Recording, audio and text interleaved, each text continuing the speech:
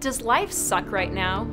If so, hopefully by the end of this video, I'm going to make it a little bit better, maybe even a lot better. To get future goodness, be sure to subscribe and click the bell to get notified of new videos. I'm Alicia Decker, founder of Mended Life. Nobody likes to grieve because nobody wants to lose people or opportunities they love. But did you know that grief can actually help you live an emotionally rewarding life?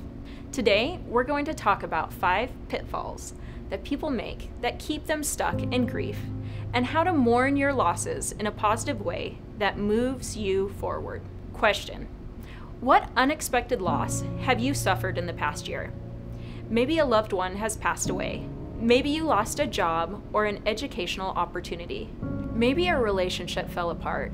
You've had health struggles, or societal changes have upset your dreams.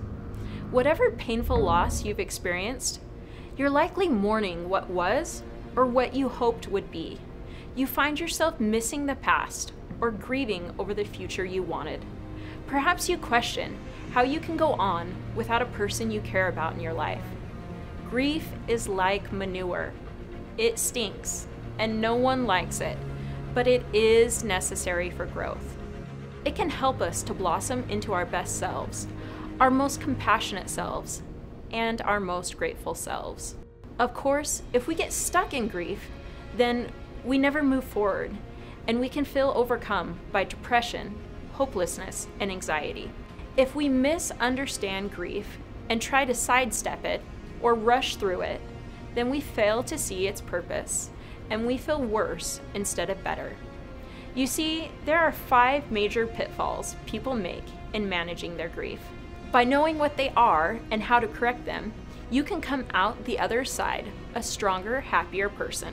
Pitfall number 1, trying to sidestep grief. For some people, grief seems meaningless. They recognize the loss, but think there's no sense in crying about it, or crying won't change anything. They throw themselves into to-dos, busy work, entertainment, projects, or taking care of others, but fail to take care of themselves.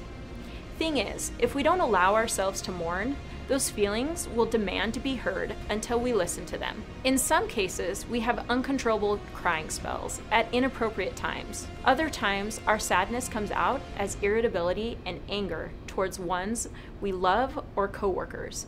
And we may even experience memory loss or amnesia because stuffing our feelings down, they push back.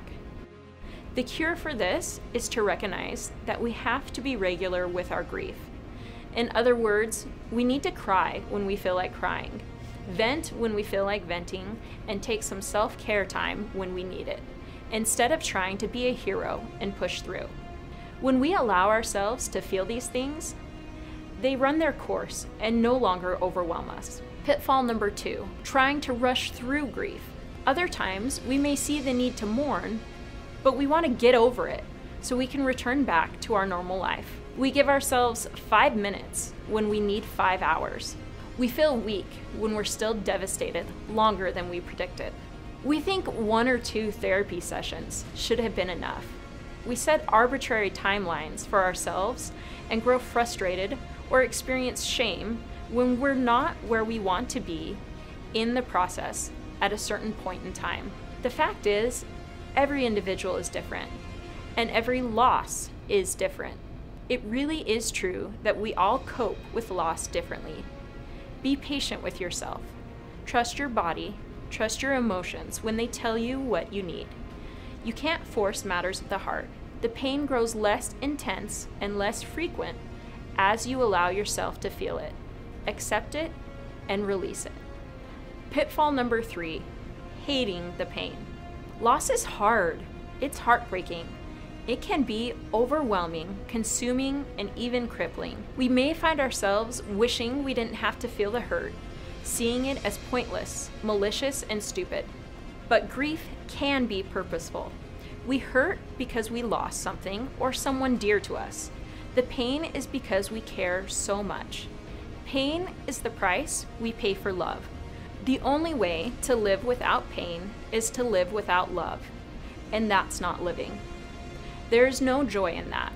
It's all part of our human experience. What's more, everything we pass through empowers us to help others if we let it. Our pain gives us more compassion for the pain of other people.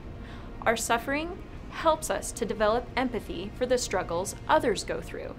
This allows us to grow into better people, have more connected and enriching lives, and to love ourselves more because there is more of us to love. Pitfall number 4, carrying it alone, not wanting to be a burden. Oftentimes, we don't share our load because we don't want to be a bother. We assume that others have too much going on and don't want to be a burden. We may even feel that people don't care about us, or will be unable to help us, or that other people's problems are worse than ours. The thing is, while some people may be too wrapped up in their own lives to be there for you, many, many more want to help, but often don't know how, or if they'd be welcome to. You may not know what they can do or what to ask for, but honestly, just having someone to talk to, or sit with you, or hold you, or check in with you can be a lifeline in your darkest of times. Some of your closest relationships will come from relying on someone to be there for you, taking that risk and it paying off.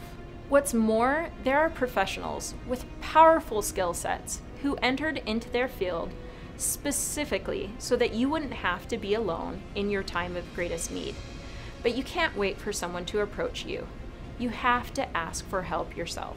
Pitfall 5, refusing to move on. In many cases, people struggle to take the next steps towards entering a new relationship, starting a new path, making new friends, or doing the best they can with their new reality because they're holding on to what came before so tightly.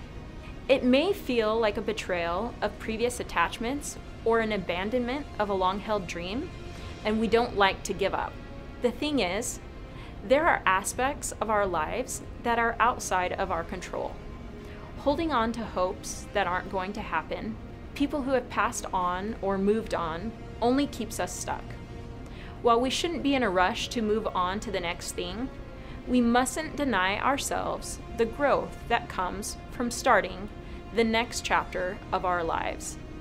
We can honor and love what came before while making room in our hearts for someone or something new. What has helped you most when it comes to dealing with grief? Please comment below and share with us. If you would like to continue receiving all the goodness Mended Light has to offer, please subscribe and click the bell. Also follow us on Facebook and Instagram. And remember to keep shining. We need your light.